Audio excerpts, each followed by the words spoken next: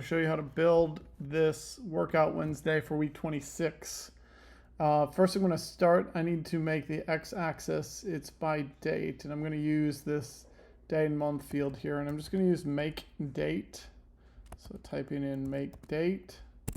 Then the first argument is the year. I'm actually going to use a level of detail calculation and basically dynamically code in the max year. So it'll be 2003 in this case.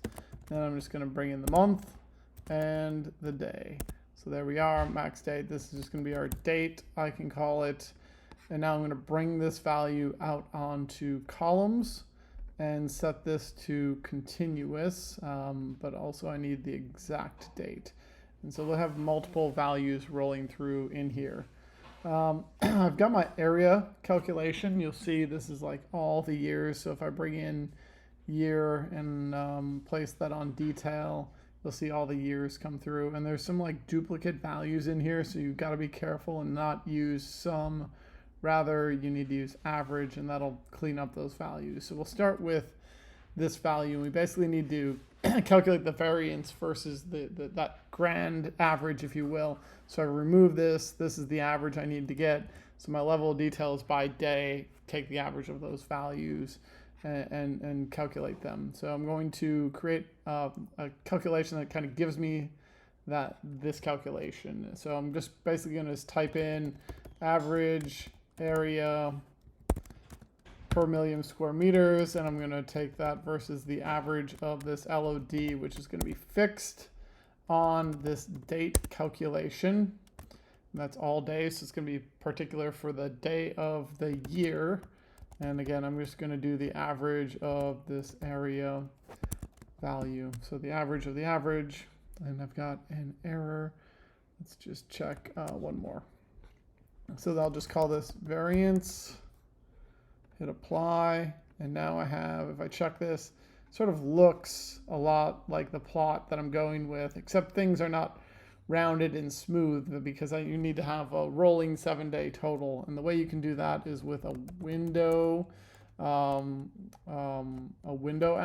So we're going to take an average of this average value, and we're going to provide two arguments, the start, and we'll go back 6 days. So we'll do -6 and 0, meaning include the current day. So 6 days back plus the current date gives me that window.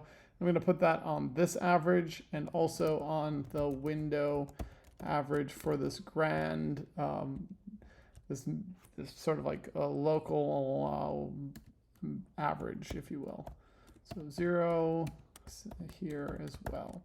And this is my variance calculation. I'll just hit apply and it cleans it up nice and clean. So we sort of have this already set up. I think I said set this size to like as thin as possible and set the opacity to like 30 on here. So I'll take care of that right away. The next piece I need to put in here is the color. So I'm just going to go create a new calculated field, and I'm just going to say if year is equal to max year, which is 2023. Again, I'm not hard coding it in here. Then we are going to return that year. In fact, if I want to make it more efficient, I would say not equal to it, and I would solve this, but that's for another day. Else, left of the string of the year, 3 values. So it's going to take basically the first 3 digits minus the last digit there. And yeah, let's actually do this right. And so we've got this. Oh, by the way, this also has to be a string. And then we're just going to say plus 0s. And this is going to be called decade.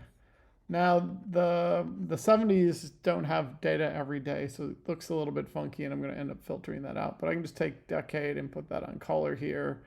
And that's my sort of my first challenge. Actually, I'm going to just change the sort on here.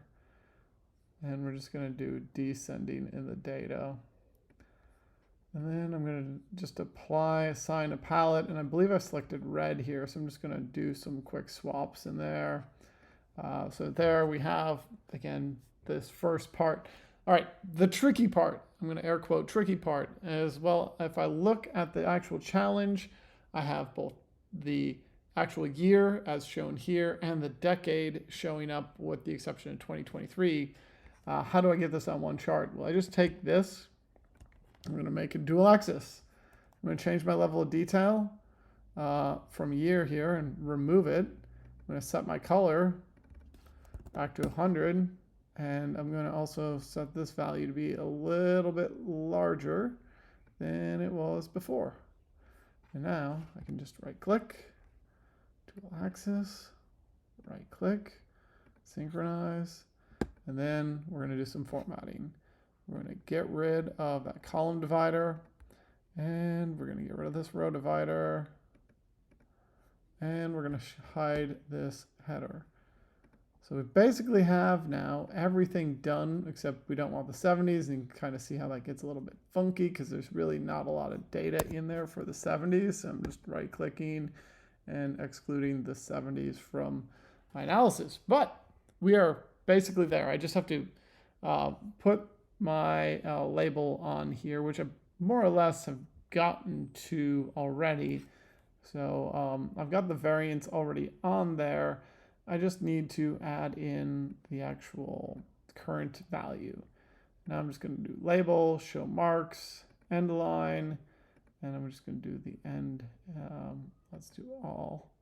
Whoops. And what is it? Min max. There we go. Min max. And I'm just going to remove the maximum value. So now that we have that on there, I forget what I have, but I'm going to guess that I could just put like decade on label.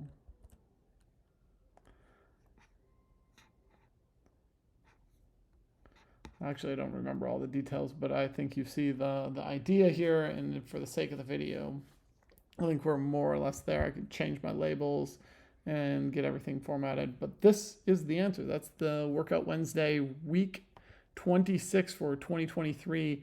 Hopefully this has been something that is useful for all of you, and we'll catch you on the next video.